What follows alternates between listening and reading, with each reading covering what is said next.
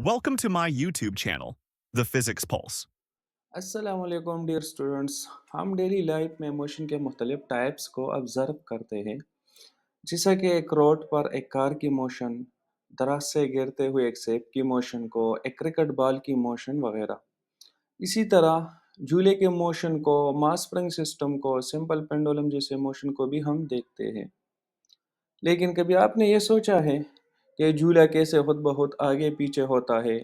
इसी तरह simple pendulum और मास स्प्रिंग सिस्टम क्यों और कैसे वापस अपनी जगह पर आते हैं? इसी तरह के सवालात अक्सर ज़हन में होते हैं। तो इसका सिंपल सा आंसर है simple harmonic motion. Simple harmonic motion को हम इस तरह डिफाइन कर सकते हैं। It is the type of oscillatory motion in which the restoring force is directly proportional to displacement but in opposite direction।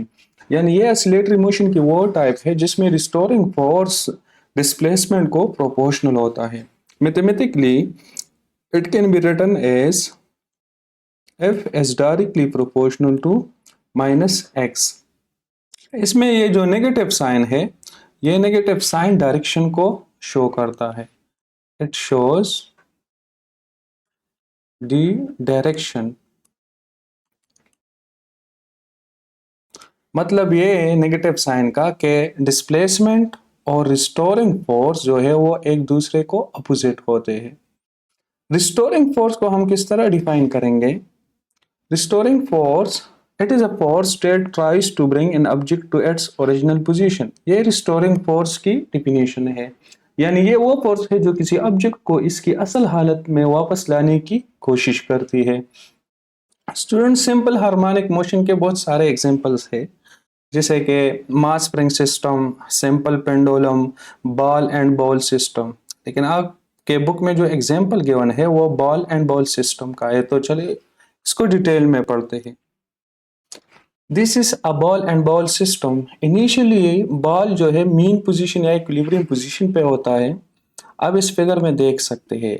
और इक्विलिब्रियम पोजीशन या मीन पोजीशन वो पोजीशन होते हैं जहां पे टोटल फोर्स बॉडी पे जीरो के बराबर होती है।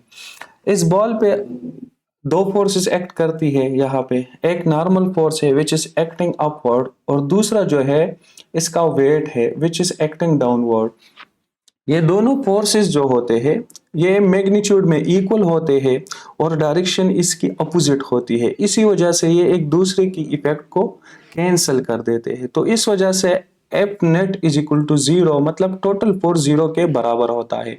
अब जब हम इस बॉल को डिस्प्लेस करते हैं, इसको किसी एक्सट्रीम पोजीशन पे इसको ले जाते हैं, तो इसमें एक फोर्स रिस्टोर हो जाता है और इसको रिस्टोरिंग फोर्स कहते हैं। अब इस फिगर में देख सकते हैं रिस्टोरिंग फोर्स की direction toward the mean position होती है। तो जब इसको हम रिलीज करते हैं तो इस रिस्टोरिंग फोर्स की वजह से ये मीन पोजीशन की तरफ मोशन करने लगता है, और इसी तरह ये बैक एंड फोर्थ मोशन करता है अबाउट इट्स मीन पोजीशन। लेकिन स्टूडेंट, इस मोशन के दौरान अगर हम देखें तो जब बॉल एक्सट्रीम पोजीशन पे होता है तो इसकी पोटेंशियल एनर्जी मैक्सिमम होती है। पोटेंशियल एनर्जी क्यों इसकी मैक्सिमम होती है? क्योंकि इसकी ग्राउंड से हाइट ज़्यादा होती है।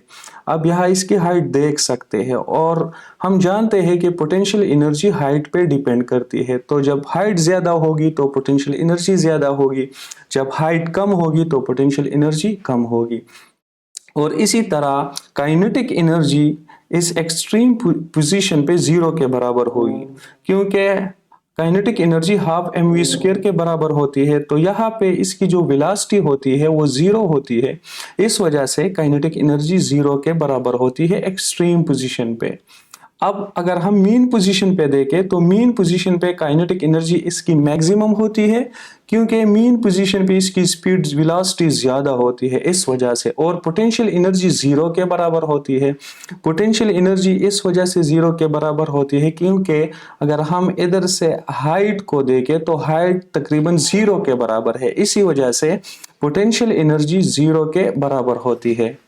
Conditions for simple harmonic motion.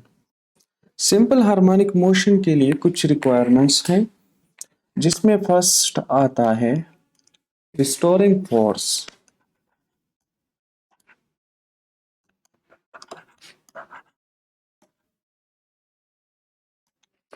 Restoring force लाजमी होनी चाहिए in case of simple harmonic motion, क्योंकि रिस्टोरिंग फोर्स ऑब्जेक्ट को मीन पोजीशन की तरफ वापस खींचती है।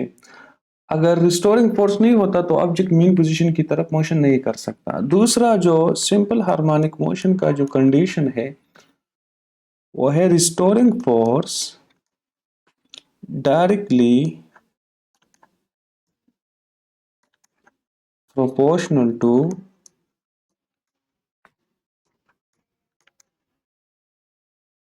displacement।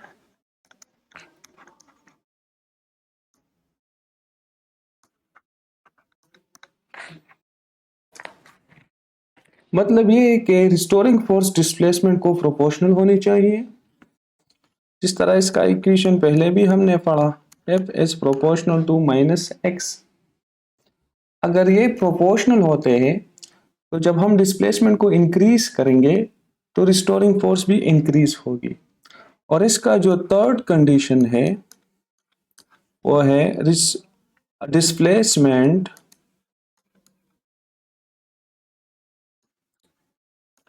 as proportional to